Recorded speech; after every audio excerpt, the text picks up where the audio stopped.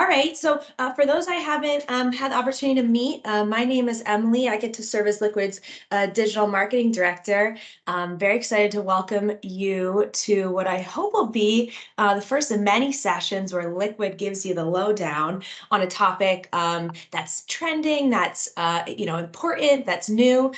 Today, obviously, being Google Analytics 4. So we're going to walk through some content that's hopefully going to get you really the most critical information around this new version of Google Analytics. If there is, if you have any questions that we haven't covered, please feel free to drop those in the chat. We'll absolutely get to them.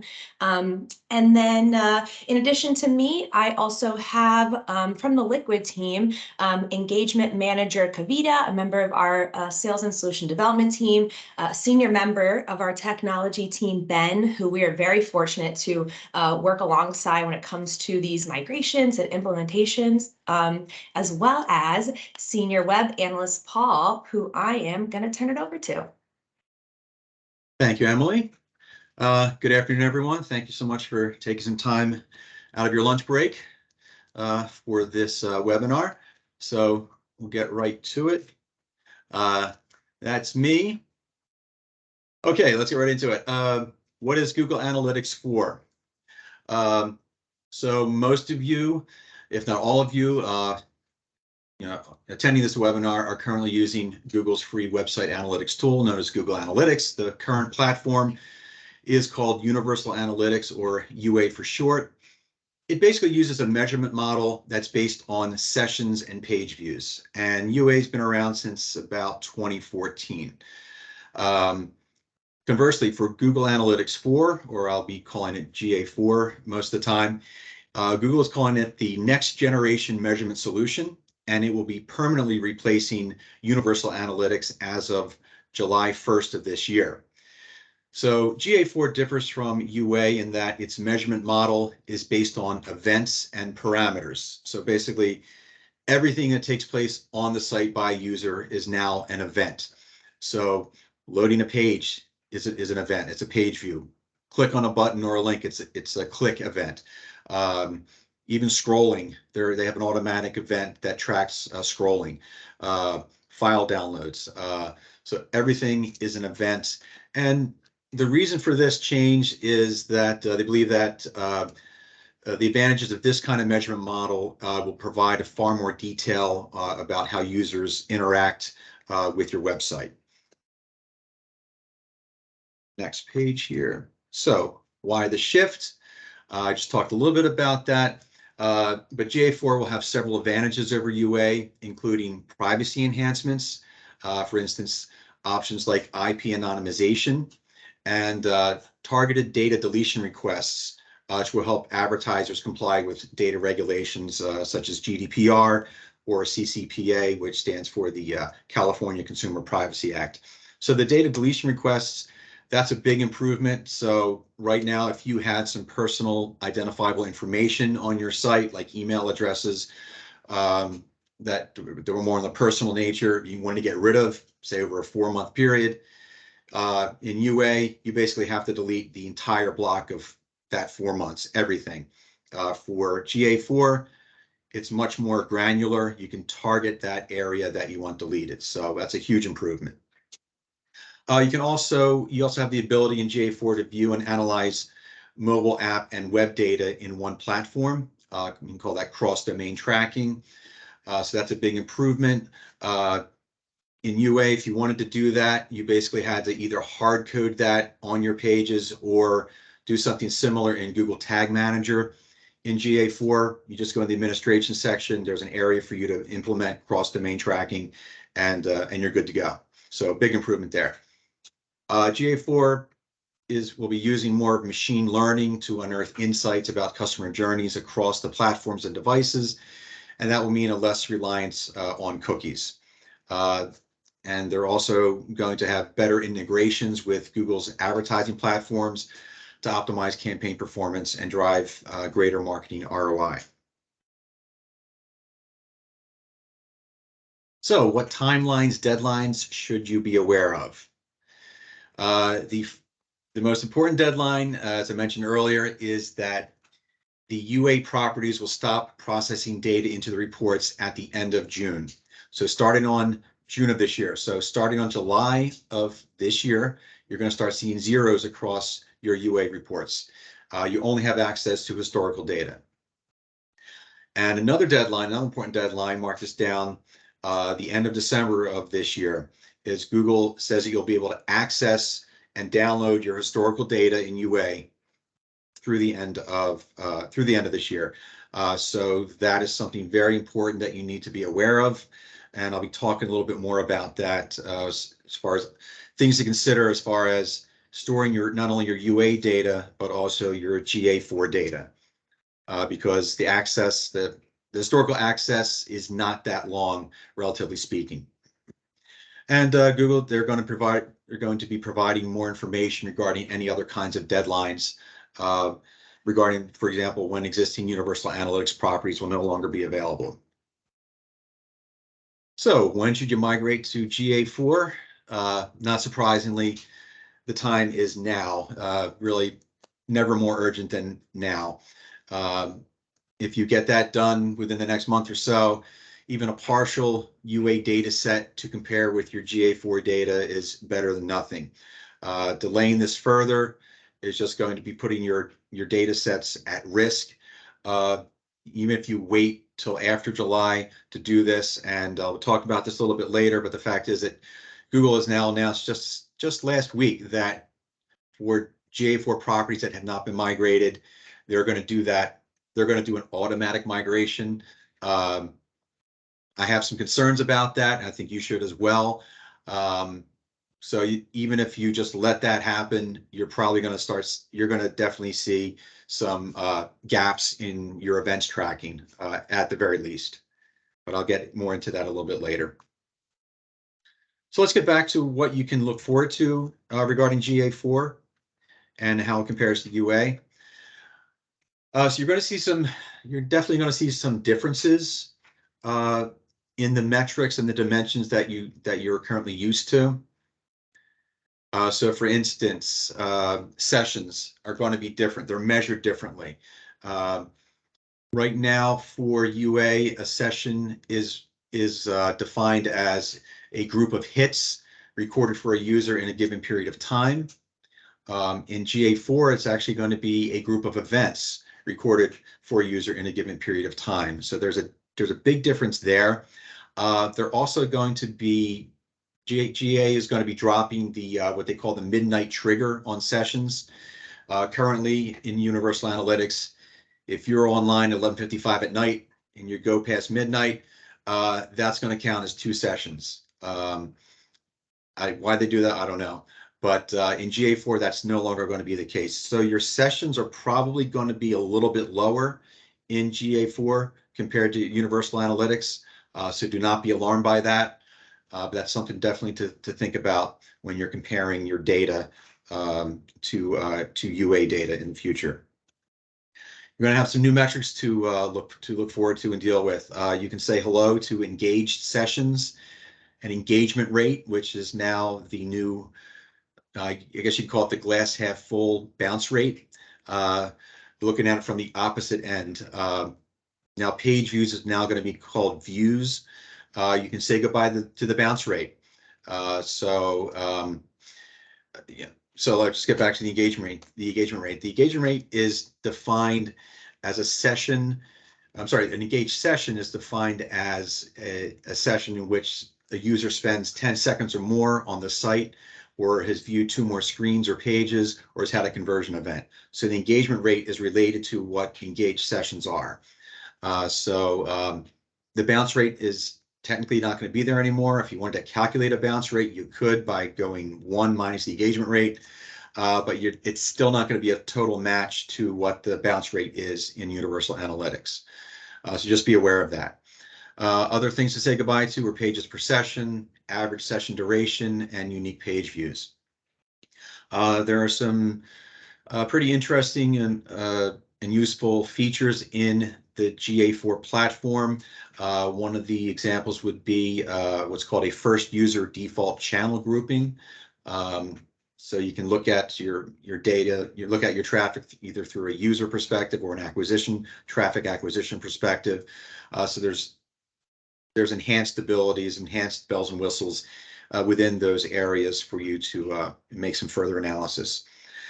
You're going to have there's going to be a much higher threshold of unsampled data that you can deal with in GA4. So right now we deal with, my colleagues and we sometimes deal with sampled data when we start doing our reports for our clients, and that can be frustrating at times. That should not happen as much because the threshold is much, much higher. So you literally have unsampled data to work with. The only exceptions will be if you're using some customized exploration reports, as GA4 calls it, that there could be a threshold, but it has to be very, very high for you to start hitting sampled data. So just as I just alluded to the fact, GA4 has some major upgrades regarding the reporting capabilities. They have what's called exploration report templates that enable you to do some really cool funnel explorations or path explorations, or explore how users are going through your site. So there are a lot of new templates that you can use. That's definitely an upgrade. So these last two bullet points are very important. So GA4 is only retaining your data for a maximum of 14 months, and you need to make sure in your settings that you have the setting set to 14 months. I believe the default setting is only about 2 months or so. So that's one of the first things I do when I do a migration, is to check off that box to make sure you're retaining data to 14 months. So it's really important that you deal with not only your UA data, where to store it, but also where you're going to store your GA4 data. So I imagine you're going to choose the same kind of warehouse for both. BigQuery from Google probably is going to make the best sense for most people, for most accounts. But again, I would suggest you do your due diligence and explore the different data warehouse options. We're currently doing that ourselves, working with BigQuery to see how that works with our own website. But that definitely is something you need to put on your to-do list for 2023 to make sure you don't lose your UA data as well as your GA4 data. So if you don't do that for GA4, you're basically going to have a rolling file of 14 months. Another very important point to write down is this last point I'm talking about. There's data extraction API quotas that will limit your ability to extract data from GA4 if you're using Data Studio. It's actually now called Looker Studio. Long story short, Google bought a company called Looker not too long ago, and then they gave Looker their Data Studio platform, and now it's called Looker Studio. But they're sort of treating Looker as a quasi separate entity for Google and for GA4. And so basically, all of a sudden, what happened in November, Google announced that they are going to be enforcing these data extraction quotas. So if you're that are very, very limited. So even the most basic Looker Studio report, one-page report with a couple of charts and scorecards, etc. If you're extracting that data from GA4 directly, you're probably going to hit the quota limit within an hour or two, and then you're going to have to wait to use that same dashboard. You have to wait a couple of hours or maybe even the next day to get to it. So this is a big issue that we're dealing with. We have some clients that we have some dashboards using GA4 data. This took us all by surprise, people around the world by surprise. But there are workaround solutions to this. Some involve working with BigQuery directly. Others involve using maybe some sort of middleman kind of service that extracts the data without hitting those quota limits. So that's something we are heavily investigating, and we'll have some solutions. We'll have some best recommended solutions before this whole switch happens in the summer. All right, next. So what's the migration to GA4 entail? The way we would recommend it would be to set up a GA4 live property. That would be your production property. And also I'd recommend setting up an unfiltered property. So this would basically kind of mimic what you probably already have in your UA platform. You have a master view, you have an unfiltered view. That's what's been recommended as best practices. There's also a test view in UA. But the fact of the matter is that, as you can see in this bullet point, all of the views are not going to exist in GA4 at all. It just basically stops at property. So again, I would recommend a live property, an unfiltered property. I don't recommend creating a test property, so to speak, in your account. That should basically be relegated to your staging or your dev site. So that can be done as well. So I would just recommend live and unfiltered property. The tasks that take the most time for this migration would be basically migrating your UA events tracking tags into an acceptable GA4 format.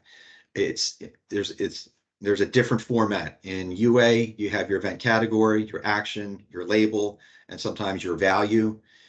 In GA4, it's not like that. You basically have your event, and then you have parameters. You can have up to 25 parameters for each of your events, which is great. I've never done more than 8. I can't see a situation where you need 25, but if you want to do that, you can do that. So it gives you a lot more flexibility, but this takes the most work, the most effort to map everything out and make sure everything is going to be tracking correctly. So how can we help? We're prepared to help you make this shift by setting up and activating GA4 properties, a live property, an unfiltered property. And if you're interested, we could set up a property for your dev site. Once we get all the tracking done for the events, we can just, and for your live property, we can just take that set of tags and transfer it over to your dev site. Obviously, we changed the page view tracking tag, so that would be its own separate entity. So that would be what we recommend. Just talked about it, replicating all of your events tracking. And also there are other things to consider as far as your IP filters, your referral exclusions, anything like that that exists in your UA property. We could do that for you. Just keep in mind, as far as filters, right now, GA4 is only accepting IP filters that are either exclusionary IP filters or inclusionary, ones that include IPs. Anything else, hostname filters, anything else to take care of capitalization to turn it to lowercase, etc. Unfortunately, that cannot be transferred into GA4. I have no reason why they chose to go that way. Hopefully, with improvements in the future, there'll be more flexibility with the filters. So right now, we're just restricted to IP filters. So as I talked about regarding BigQuery and where you want to store your data for UA as well as for GA4, we are looking to be an advisor for you to make recommendations for that, and also, if so interested, take care of some of those tasks for you to transfer your data into something like BigQuery or something similar to help you store that, as well as maybe to aid you for any dashboards that you may have in Looker Studio. And obviously, we're going to keep you informed what's going on via our blogs or our email marketing, let you know what's going on with the transition as these deadlines become closer, and Google will will publish more details as to how they're going to proceed. So I alluded to this earlier in the presentation. Some of you or all of you may have received an email from Google last week. I received one, and much to my surprise, they said if you don't have a GA4 property configured by sometime in March, we're going to do it for you. So never gave us a clue that they were going to do that when they made this announcement last year that they're going to be sunsetting UA. So they say that they're going to, on your behalf, set you up with basic settings aligned with the settings of your existing UA property. So I think the emphasis should be basic. I agree that if they're going to automatically do this, the best they can do is a basic setting in that regard. They also say, much to my surprise, that they're going to migrate your UA events into a GA4 format. So from what I'm reading, they're going to basically take your event category and turn that into an event category parameter. They're going to take your event label and turn that into an event label parameter, and take your event action in UA, and that will be your action in GA4. I have some serious concerns about that, because I think in a way, if that's what they're going to do, if you're going to see parameters as event category, I think that's a waste of a parameter. And the fact is, for every parameter that's created in GA4, you're going to have a complementary or a matching custom dimension to that. And so you can see here, I'm talking about, I foresee inconsistent events migrations from UA to GA4, inconsistent custom dimensions creation. So if they're creating an event category custom dimension, an event label custom dimension, I think that's a waste of custom dimension space, because you're limited to 50 custom dimensions. And you can't necessarily delete a custom dimension. You can archive it, but I'm not exactly certain if that is still going to affect your 50 custom dimension limit. So I think you want to be really, when I create my custom dimensions, I'm very, very careful to make sure I need this. I don't want to have to archive it for fear of then maxing out on the dimensions. So I have some serious concerns in those regards. And actually actually I've seen in almost every client that I've transitioned from UA to GA4, where I've seen at least one example, if not more, of an actual variable that's included in the event action, more like a dynamic variable, that's connected to Google Tag Manager. So I don't think that that can successfully be transitioned into a GA4 format. If this is all automatic, the program, the algorithm is going to just take that, variable and then just put that in as the action, and it's not going to make any sense. So anything that I see in an event action that's a variable, that has to be transferred as a parameter. It's, it just takes a person to look at that and make that effort and make that transition. I seriously doubt that Google's program, algorithms, chatbots, what have you, are going to be able to do that successfully. So, and also some of the other basic settings, I've not seen that they're going to be implementing the filters or referral exclusions, etc., with your setting. So with all that said, even Google is kind of admitting this, because they say in one of their support pages, for the best quality setup and the most historical data and insights, we recommend you migrate your UA property to GA4 now before one is automatically configured for you. So I think the thing to take from that sense is for the best quality setup. So they're basically saying this isn't going to be great quality. Basically at minimum, they're going to get you, they're going to keep the page views going. They're going to have the channel breakdown. But in my opinion, the events, there's going to be a mess to clean up after these events are automatically transitioned. There's going to be a mess to clean up with your custom dimensions as well. So I'd say if you choose to go that route, do so at your own risk. So here's what you get from us. How are we on time? 5 minutes. All right. So here's what you get from us. On the left-hand side, you'll see your UA events mapped out, event category, action, label. And then on the right-hand side, here's my GA4 equivalent. So you can see here some parameters. They're correctly in the label. And then I move them over here as, see here's like newsletter, subscribe, opt-in. I got a parameter called newsletter, subscribe, opt-in, and then I have the variable listed right there. So it's like I said, sometimes you're going to see variables in the event action, and you can't put that in. You can't put that in here. So you have to make some decisions, executive decisions as to what is the best replacement for that. Usually, I get my information from the event category itself, or we'll have to make an educated guess, so to speak, to put in the right event. But it's usually not that difficult to take care of. And you're also going to see, you're not going to get with automatic migration. You're not going to get additional parameters put in for your events. So with us, you're going to get at least 4 parameters. You're going to get a descriptive parameter put in that's going to match up with your event category. Most of the time that works out pretty well.